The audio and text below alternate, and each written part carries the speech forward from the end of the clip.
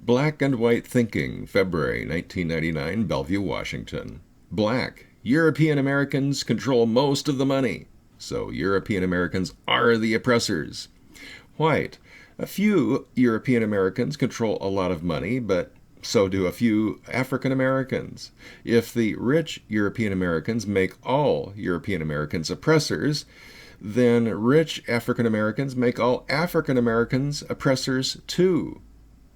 Either that or race is irrelevant. Black.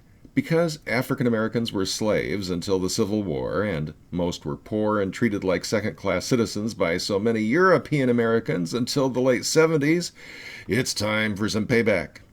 White.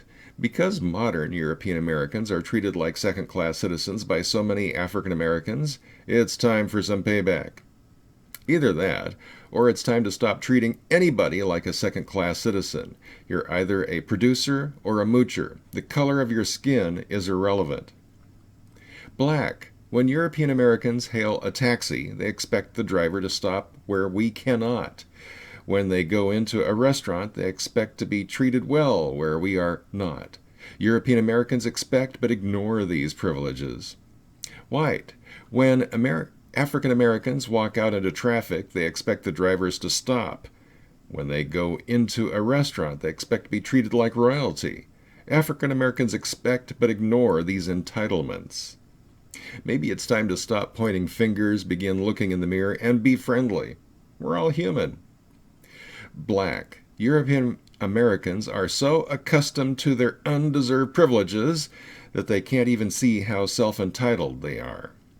White. African Americans are so accustomed to thinking European Americans have undeserved privileges that they can't see how self-entitled they are.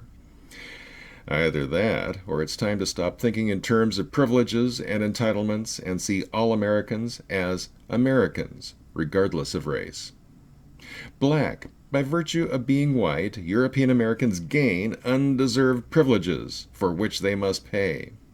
White. By virtue of being black, African Americans gain undeserved entitlements for which they must pay. Either that, or it's time for everybody, regardless of race or gender, to balance their expectations of privilege and entitlement with an equal commitment to duty and obligation.